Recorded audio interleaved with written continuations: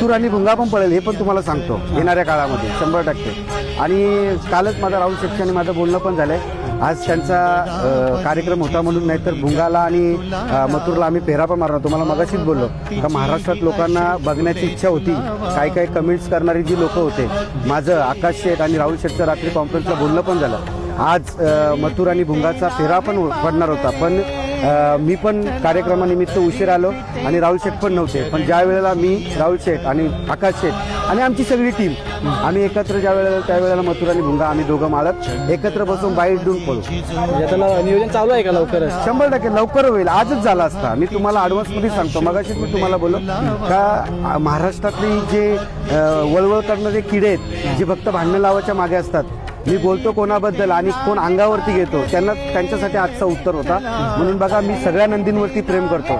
मला कुठेतरी डिवचलं तरच मी उत्तर देतो. मग माझ्याशी सगळ्यांनी प्रेमामध्ये राहा, मी पण प्रेमामध्ये राहायचा प्रयत्न करतो. आपण